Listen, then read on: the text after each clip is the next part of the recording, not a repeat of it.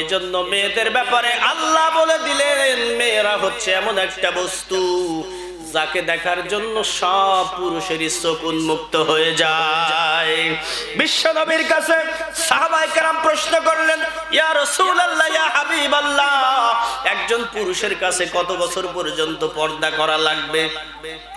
নবীজি বললেন, একটা মেয়ে মানুষের বয়স যখন 40 বছর হয়ে যায় ওই মেয়ের প্রতি তোমরা আর চিন্তা করো না, কিন্তু একজন পুরুষ মানুষ আজরাইলকে দাঁড় করায় রাখার পরেও মেয়েদের দিকে তাকাবে। কি জোর, কি পাওয়ার পুরুষের! মৃত্যু এসে যাওয়ার পরেও রাসূল বলেছেন পুরুষের সামনে বেপরদা হওয়া যাবে না। যদি মনে করেন হুজুর এই কথাটা বাস্তবে মিলাবো কিভাবে, খেয়াল করে দেখেন কত দাদা আছে বিয়ে করে। এই এলাকায় মনে হয় না, আমার এলাকা আছে একেবারে বুড়ো হয়ে গেছে, দাঁতই ঠিক মতো নাই, আবারও বিয়ে করে। তাহলে বিয়ে করে যেই লোক বুঝতে হবে তার ভেতরে তারুণ্য আছে না নাই। বিশ্বনবী বললেন একজন পুরুষ মানুষ মৃত্যু পর্যন্ত তার শরীরের ক্ষমতা ঠিক থাকে, যার কারণে হযরতে জাকারিয়া আলাইহিস সালাম অস্থি শুকিয়ে গিয়েছিল, এরপরেও আল্লাহ তার ঔরসে সন্তান দিয়েছিলেন। বন্ধুগণ, আমার ভাইয়েরা, এজন্য মা বোনদের বলবো, মা বোনেরা পর্দায় তো থাকতেই চায় না, একেবারে উন্মুক্ত নিজেকে পারলে যত পারে উন্মুক্ত করে চলে, বাহাদুরি দেখায় আর বলে তোমরা গরমে কষ্ট করতে পারো না বলে সব খুলে ফেলে বাতাস খাওয়া আমরা কি হইছি। কিন্তু আল্লাহ বললেন ওয়ালা তাবাররুজনা তাবাররুজাল জাহিলিয়াতিল উলা, খবরদার জাহিলিয়াতের নারীদের মতো বেপরদায় থেকো না। কেন এই কথা বললেন? কারণটা হচ্ছে এই, মেয়েরা মনে করে আল্লাহ পর্দায় রেখে আমাদের সম্মান কমায় দিয়েছে।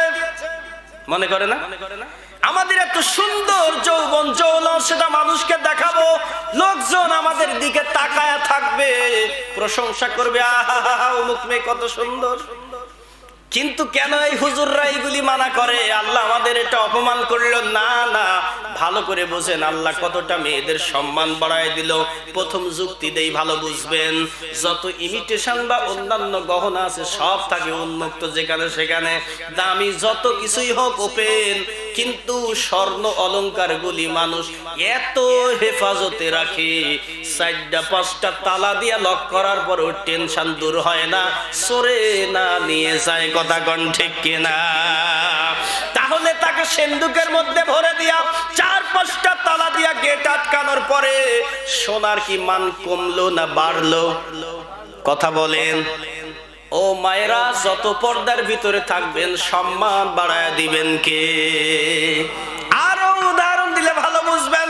আমাদের দেশে ছাগল আছে, যেই ছাগলগুলিকে টিকিট কেটে কেউ কোনোদিন দেখে না, রাস্তার ধারে বনে আদারে সব জায়গায় বাঁধা থাকে, চাইলেই দেখা যায়। উন্মুক্ত ছাগল, এইটার প্রতি কারো আকর্ষণ নাই, কিন্তু ছাগলের মতোই দেখতে হলো হরিণ, ঠিক কিনা? অথচ এই হরিণটা আপনার সুন্দরবনের পর্দার ভেতরে থাকার কারণে চাইলে যেমন মানুষ দেখতে পায় না, দেখার জন্য টিকিট কাটে। জোরে কোন ঠিক কিনা? তাহলে ছাগল উন্মুক্ত থাকার কারণে সম্মান বাড়ে না, এই হরিণ পর্দার ভিতরে থাকার কারণে সম্মান বাড়ায় দিয়েছেন কে? শুধু তাই না, সলিমদ্দি বিয়ে করেছে, স্ত্রী কালো আলকাতরা, দেখতে ভালো লাগে না, কিন্তু পর্দা দিয়ে এমন ভাবে বাড়িতে থাকে এলাকার কোন যুবক তাকে দেখতে পায় নাই। এখন এই সলিমদ্দি যদি চা স্টলে যায় বসে আর এলাকার যুবক বলে দোস্ত রে তোমার স্ত্রী কেমন, সলিমদ্দি যদি বলে চাঁদের চাইতে বেশি সুন্দর, ওই যুবকগুলির ঘুম হারাম হয়ে যাবে এক নজর দেখার জন্য। কথা কোন ঠিক কিনা? এখন সলিমদ্দি তো জানে আসলে কি, ঠিক কিনা বলেন?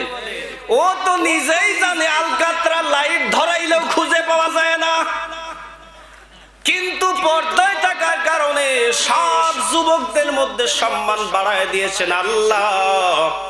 যুবকের আকাঙ্ক্ষায় আছে, আহারে তোর বউ যে কত সুন্দর রে, যদি একটু দেখতে পাইতাম, ঠিক কিনা বলেন? তাহলে পর্দায় থাকলে মা বোনেরা ইজ্জত বাড়ায় দিবেন কে?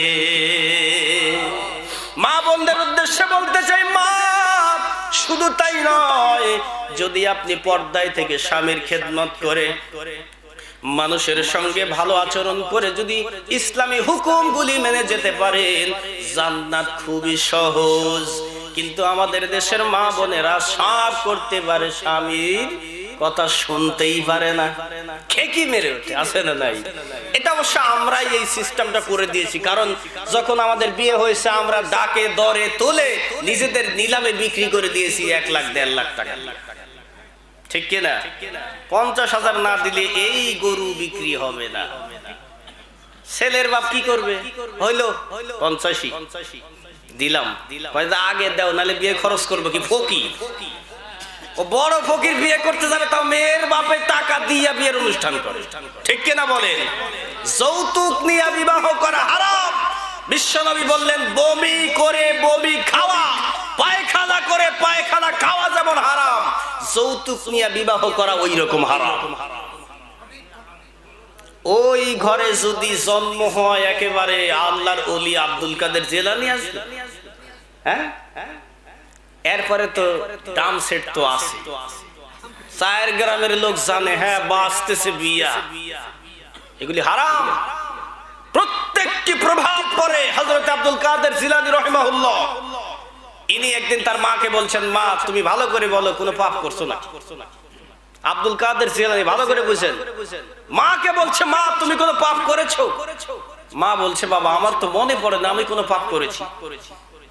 সন্তান আব্দুল কাদের জিলানী বলছে, মা নিশ্চয়ই তুমি কোনো পাপ করেছো, তা না হলে আমার পড়া মনে থাকে না কেন? দেখেন প্রভাবটা কিভাবে পড়ে সন্তানের উপরে। মা বলছে, বাবা একটা পাপ আমি করেছি, তোমাকে পেটে নিয়ে বাড়িতে যায় দেখলাম আচার কে জানি শুকাইতে দিস, লোভ সামলাইতে পারি না বলে একটু আচার খেয়ে ফেলেছি। হযরত আব্দুল কাদের জিলানী বলেন, ওই একটা পাপের কারণে আমার মস্তিষ্কে প্রভাব পড়েছে। আমার ভাইরা, সুসন্তান চান, হুজুরের কাছে খালি পানি পড়া নিলেই সুসন্তান হয়? গোডাউন ভালো হওয়া লাগবে, মাল এমনি ভালো হবে। জোরে কান সুবহানাল্লাহ।